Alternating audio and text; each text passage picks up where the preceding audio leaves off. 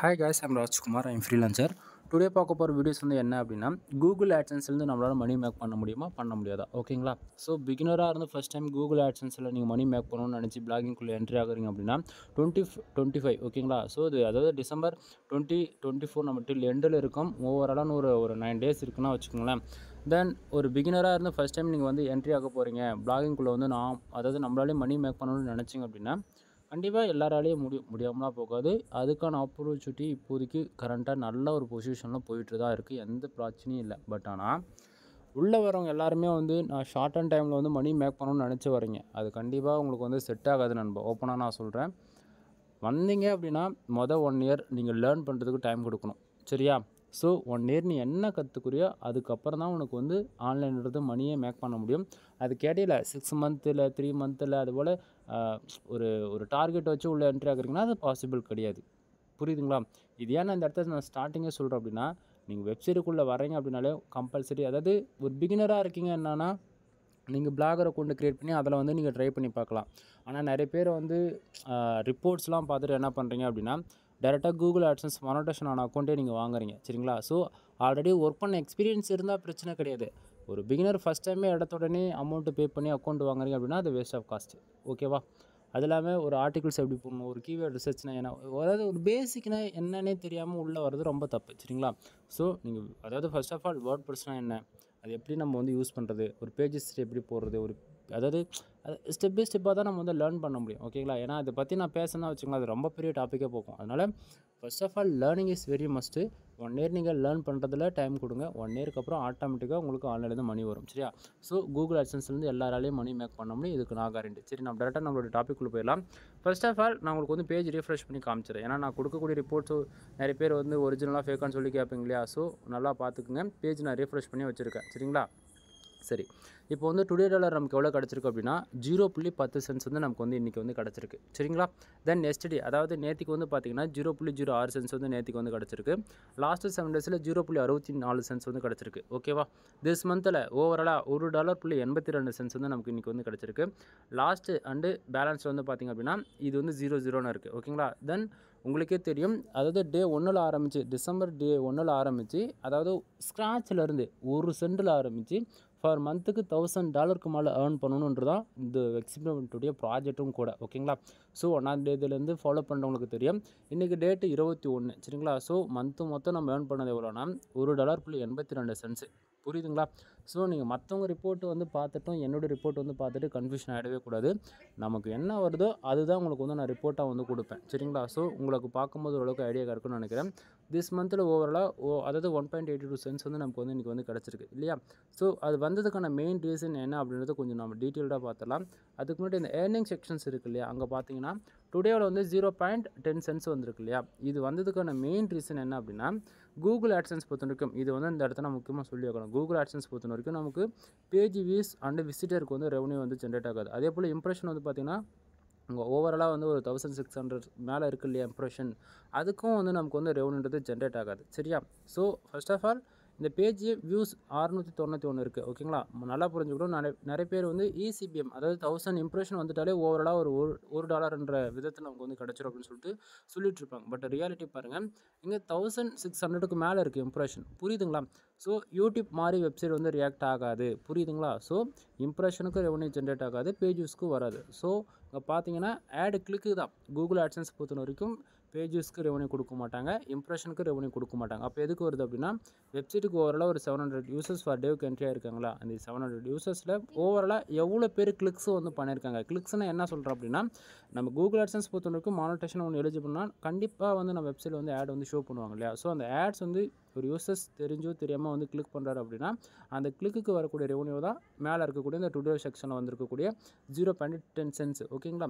So இது வந்து எந்த கண்ட்ரிலேருந்து யூசர்ஸ் உள்ளே வராங்க, ஓவராலாக US, UK, Australia, Singapore, France, Qatar, Germany இது போல் Tier 1 கண்ட்ரிலேருந்து உள்ளே வந்து யூசர்ஸ் ஆட் கிளிக் பண்ணுறாங்கன்னா அதுக்கு வந்து நீங்கள் எக்ஸ்பெக்ட் பண்ணுறத விட ஓவராலாக 10 அதாவது 10x உங்களுக்கு வந்து ரெவன்யூ கிடைக்கணும் வச்சுக்கலாம்.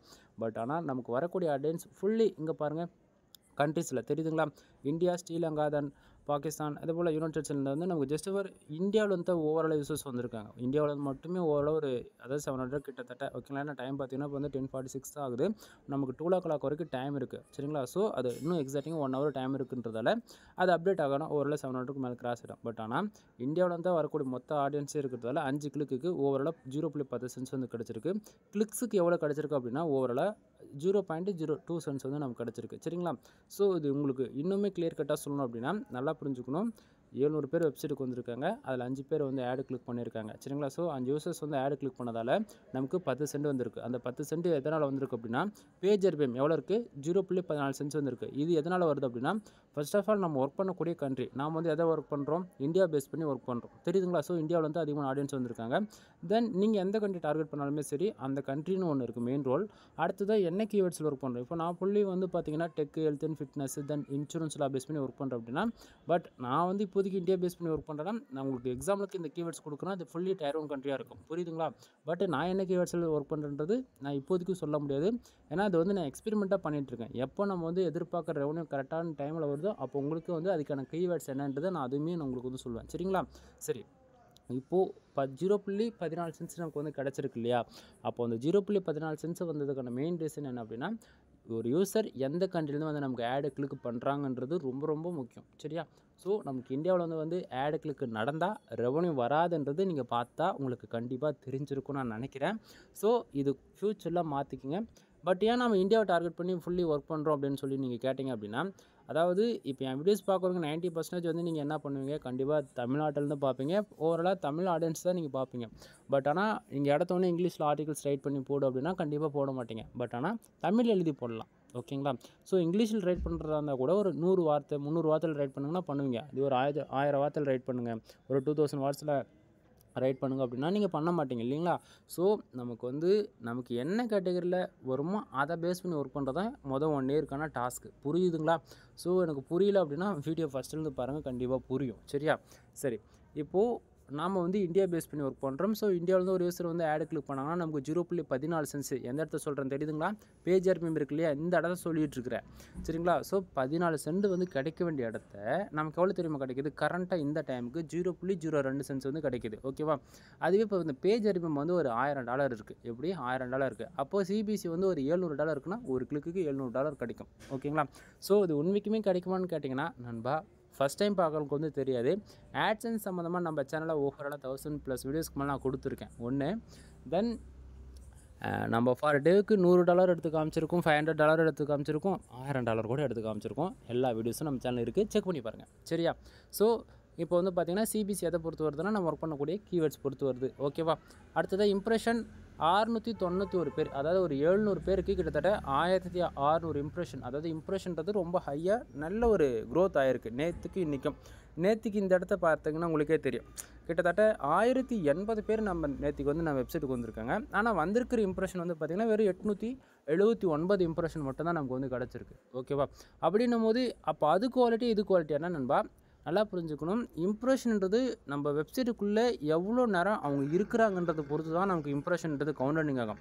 அது இல்லாமல் ஆட்சன்ஸ் பொறுத்த வரைக்கும் ஆட்சன்ஸ் தனி கூகுள் சர்ச் கன்சோல் தனி. கூகுள் சர்ச் கன்சோலுக்கு வரக்கூடிய இம்ப்ரெஷன் வந்து அது தனி டிபார்ட்மெண்ட். ஆட்சன்ஸ்ன்றது ஆட்சன்ஸில் வரக்கூடிய இம்ப்ரெஷன் எதை பொறுத்து வருதுன்னா நம்ம வெப்சைட்டில் வருதில்ல இந்த ஆடு விளம்பரங்கள் அட்வர்டைஸ்மெண்ட்டு அது பாப்பா ஆடாக இருக்கலாம் இல்லைனா வந்து ஆட்ஸில் சம் டைப்ஸ் இருக்குது ஓகேங்களா.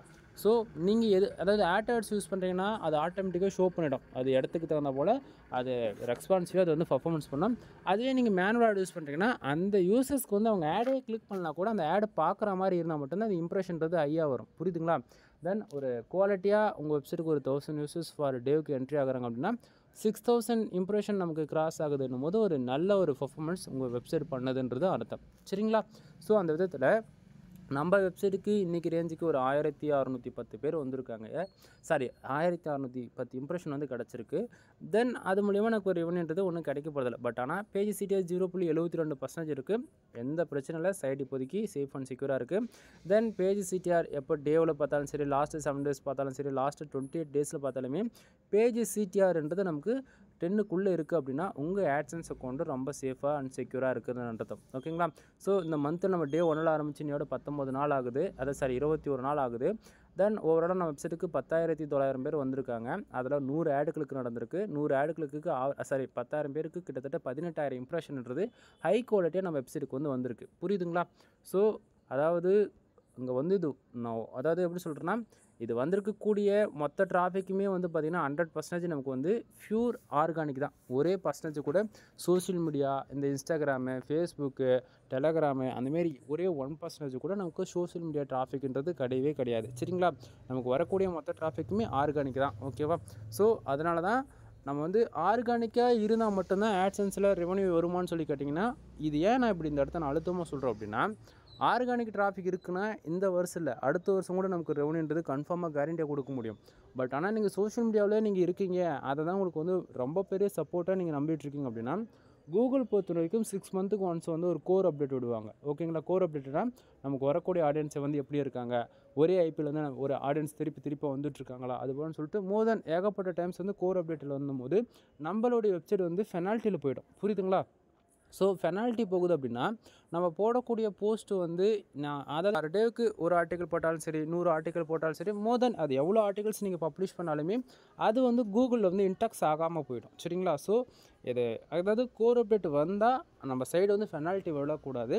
அதே சமயத்தில் ஆட்சன்ஸில் பெஸ்ட்டாக பர்ஃபார்மன்ஸ் பண்ணோன்னா அதுக்கு வந்து அந்த கோர் அப்டேட் வரும்போது நம்ம சைட்டோடைய பர்ஃபார்மன்ஸ் குறையலாம். பட் ஆனால் ரெக்கவரி ஆகிடும். அதாவது ஆர்கானிக்காக யூசர்ஸ் வராங்கன்னா அது ரெக்கவரி ஆகிடும். புரியுதுங்களா? நீங்கள் ஃபுல்லாகவே சோஷியல் மீடியா டிராஃபிக் தான் நீங்கள் வந்து ரெகக்னைஸ் பண்ணி வந்து நீங்கள் இருக்கீங்க அப்படின்னும் போது உங்களுடைய சைட்டுக்கு வந்து ஃபுல்லி உங்கள் சைட்டுக்கு வந்து என்ன பண்ணுவாங்க அப்படின்னா, உங்கள் வெப்சைட்டில் இருக்கக்கூடிய பேஜ் ஆர்வியும் வந்து கம்மி பண்ணி விட்டுருவாங்க, சிபிசியுமே கம்மியாகிடும். அப்போ வந்து நமக்கு வரக்கூடிய ரெவன்யூ வந்து அந்த இடத்த ஒரு 100% வரக்கூடிய இடத்த வந்து 20% ரிசல்ட் கிடைச்சா போதிக்குமா? ஓகேங்களா? ஸோ இந்தமாரி பிரச்சனைலாம் வராமல் இருக்கணும்னா 6 மந்த்துக்கு ஒன்ஸ் வந்து பேக் லிங்க் பில்டு பண்ணுறது, குவாலிட்டியான ஆர்டிகல்ஸ் வந்து அதிகப்படுத்திக்கிட்டே போய்கிட்டே இருக்கிறது. புரியுதுங்களா? ஸோ ஆர்டிகல்ஸ் பழைய ஆர்டிக்கலே இருந்தால் கூட அது நல்லா பர்ஃபார்மன்ஸ் பண்ணதுன்னா அது வந்து ரீஒர்க் பண்ணி அதை அப்டேட்டடாக வச்சுக்கிறதுன்னு சொல்லிட்டு இதுமாரி பல வேலைகள் செய்ய வேண்டியது இருக்கும். புரியுதுங்களா? ஸோ இப்போதைக்கு இனிஷியலில் தான் நம்ம இது வந்து பண்ணிகிட்ருக்கோம். பட் ஆனால் 21 நாளில் 10,000 பேஜ் யூஸ்ன்றது ஆர்கானிக்காக அது எந்த அளவுக்கு நம்ம பெஸ்ட்டு பர்ஃபார்மன்ஸ் கொடுத்துருக்குன்றது உங்களுக்கே பாருங்கள், புரியுன்றது. ஓகேவா? தென் இப்போது இதில் கண்ட்ரிஸ் வந்து உங்களுக்கு பார்த்தாச்சா? தென் இதை வந்து நான் அப்படியே எஸ்டர்டேவுக்கு ஸ்விட்ச் பண்ணி காட்டுறேன். நேற்றுக்கு வந்ததுக்கான இது பார்த்திங்கன்னா இந்தியா, யுனைடெட் ஸ்டேட்ஸ் இதில் பார்த்தாச்சுன்னா ஓவராலாக 0.6 சென்ஸ் வந்து கிடச்சிருக்கு. சரிங்களா? தென் இதை டுடேக்கு மாற்றி காட்டுறேன். தென் ஒன் மோர் இப்போ பார்த்தாச்சுன்னா ஓரளவுக்கு ஐடியா கிடச்சிருக்கும். இது வந்து மேனுவலாக வச்சுருக்க ஆடுக்கு வந்து கிட்டத்தட்ட 47 இம்ப்ரெஷன் வந்து நமக்கு வந்து கிடச்சிருக்கு. சரிங்களா? அதுக்கு வந்து பார்த்திங்கன்னா ரெவன்யூ அதாவது கிளிக்ஸ் எதுவும் நடக்கலை, கிளிக்ஸ் நடந்தால் தானே ரெவன்யூ வர்றதுக்கு. சரிங்களா?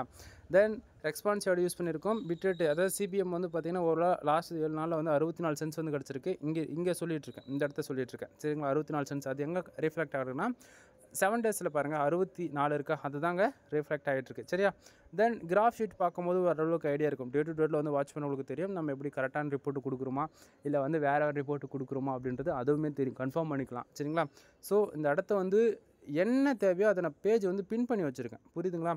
ஸோ மற்றதெல்லாம் வந்து காமிக்கணும் அப்படின்னா என்னுடைய வெப்சைட் நேம் தெரியும், வெப்சைட் நேம் என்னால் சொல்ல முடியும். புரியுதுங்களா? சொல்லாமலாம் கிடையாது. பட் நம்ம $1,000 மந்த்துக்கு ஏர்ன் பண்ணுறோம் அப்படின்னும் போது கண்டிப்பாக நான் வந்து என்னுடைய வெப்சைட் நேம் சொல்கிறேன். ஸ்டார்டிங்கே சொல்கிறேன் அப்படின்னா அது வந்து எப்படின்னா, என்னுடைய காம்படிட்டர்ஸ் வந்து என்ன பண்ணுறாங்க, வேணும்னேனா விபிஎன் யூஸ் பண்ணி, ப்ராக்ஸி யூஸ் பண்ணி சைட்டை வந்து மிஸ்யூஸ் பண்ணுறாங்க. ஆடை வந்து வேணும்னே கிளிக் பண்ணி சைட்டை வந்து காலி பண்ணுறாங்க. புரியுதுங்களா?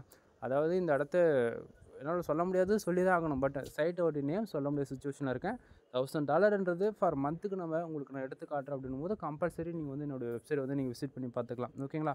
ஸோ 2 இயர்ஸ்க்கு மேலே நம்ம வந்து MrFool.com வந்து ஃபார் மந்த்துக்கு $1,500 மேலே எடுத்து காமிச்சிருக்கோம். வித் லைஃப் ரிப்போர்ட் கொடுத்துருக்கேன். ஓவராலாக நம்ம சேனல் வந்து 1,500 வீடியோஸ்க்கு மேலே ஆட்சன்ஸ் சம்மந்தமாக நம்ம போட்டிருக்கோம். ஓகேங்களா? ஸோ நீங்கள் ஃபஸ்ட்டு 1 இயருக்கு பேக்கில் போனாலும் சரி, பிஃபோர் நீங்கள் 200 வீடியோஸ் பிஃபோரில் போய் செக் பண்ணி பார்த்தா கூட நம்ம எந்த அளவுக்கு குவாலிட்டியாக வீடியோஸ் வந்து ப்ரொவைட் பண்ணியிருக்கோம் அப்படின்றது உங்களுக்கு வந்து ஒரு அளவுக்கு ஐடியா கிடச்சிரும். ஓகேங்களா? ஸோ ஒன் டைம் போய் சேனல் இருக்கக்கூடிய வீடியோஸில் ரிவ்யூ பாருங்கள். தென் இதுக்கு மேலே சொல்லக்கூடியது எல்லாமே பெய்டு சர்வீஸ்க்குள்ளே வரும். ஓகேங்களா? ஸோ ஆட்சன்ஸ் பற்றியான இன்ஃபர்மேஷன் உங்களுக்கு ஓவரால் நான் கொடுத்து முடிச்சிட்டேன். ஓகேவா? தென் இது வந்து டேவுக்கு $1 கூட வரல. பட் ஆனால் இது அதிகமாக ஆக உங்களுக்கு வந்து இன்னுமே அட்வான்ஸாக எப்படிலாம் நம்ம வந்து வெப்சைட்டை மெயின்டைனிங் பண்ணலான்றது அப்போது அந்த வீடியோ உங்களுக்கு வந்து நான் சொல்கிறேன். சரியா? சரி, இப்போ வந்து நம்மக்கிட்ட என்னென்ன சர்வீஸ் இருக்குது அப்படின்னா வெப்சைட் சம்மந்தமாக A to Z எல்லா சர்வீஸும் இருக்குது. அதில் ஒரு சிலது மட்டும் சொல்கிறேன். எக்ஸாம்பிளுக்கு வந்து பார்த்தீங்கன்னா நம்மக்கிட்ட கன்னட ரைட்டிங் சர்வீஸ் அவைலபிள் இருக்குது. சரிங்களா? ஃபார் ஆர்டிகல் 2 கொடுத்துட்ருக்கோம். மினிமம் வேர்ட்ஸ் வந்து 1500 வேர்ட்ஸ்லேருந்து 2000 வேர்ட்ஸ் வரைக்கும் நம்ம வந்து ப்ரொவைட் பண்ணிகிட்ருக்கோம். சரிங்களா?